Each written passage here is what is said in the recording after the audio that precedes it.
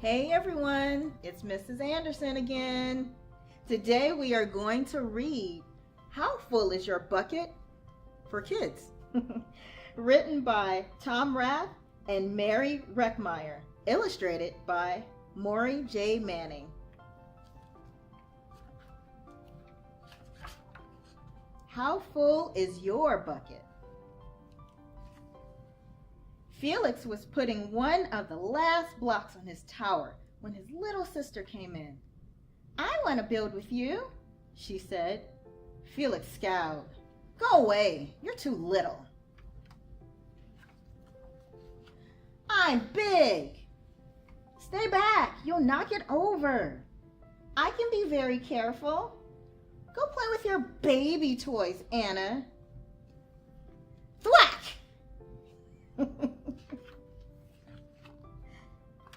"Grandpa!" Grandpa shook his head. "Felix, you just dipped from your sister's bucket. Like everyone else, Anna has an invisible bucket. When it's empty, she feels bad. But when it's full, she feels great. Didn't you ever notice your own bucket?" Invisible bucket? Sometimes Felix couldn't quite tell when his grandfather was joking.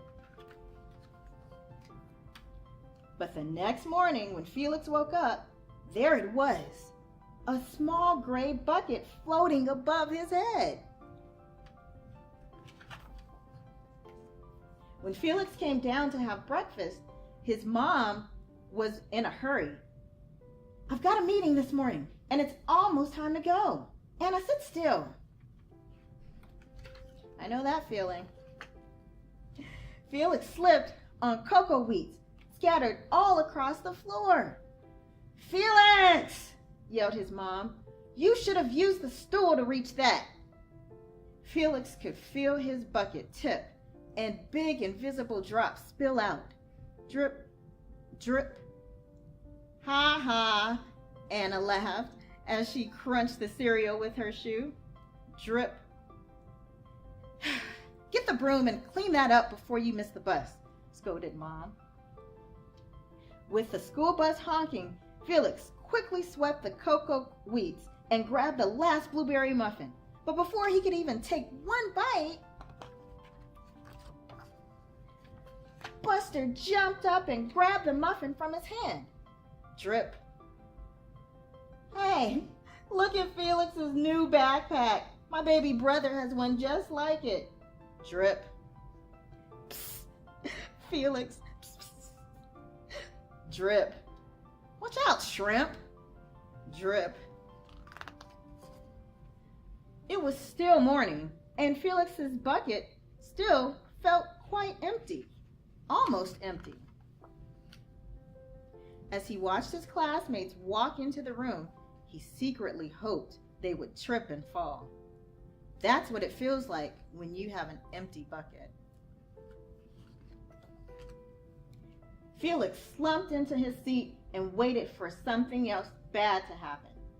Mrs. Bumpernickel walked slowly up to his desk and handed him a paper. He could barely look. "Felix, you wrote a wonderful story. Would you please share it with the class?" Felix grinned and felt a big drop land in his bucket. Drop, drop, plop, plink, drop. The Giganotosaurus who wanted a pet by me, Felix. The class grew quiet. They laughed at all the right places and oohed at the scary parts when Felix finally read the end. Everyone clapped, even Emily, who sat next to him and didn't usually like dinosaurs. Felix felt a whole shower of drops land in his bucket. Maybe the day wouldn't be so bad after all. Drop. Ooh, Felix got a love note. Team captains today are Veronica and Felix. Drop. Nice cow. It's a dog. Well, Nice colors there, Felix. Laser ant backpack, Felix. Cool. By afternoon, Felix's bucket was nearly full. At recess, when he looked around, Felix suddenly realized that his grandpa was right. Everyone else had a bucket too. Drop, drop. Let me help you. Drop, drop. Here's your baseball. Catch. Thanks, dude.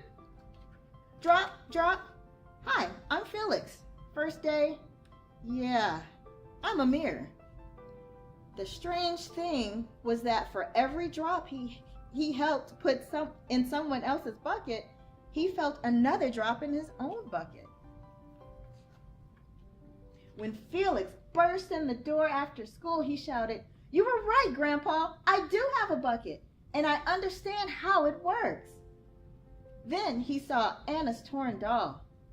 "Bad dog," he almost scolded. But then he thought, dogs might have invisible buckets too. "Your doll will be okay, Anna," said Felix. "Mom will fix her." Wah! Until then, do you want to help me build the tallest building in the world with my blocks? And so they did.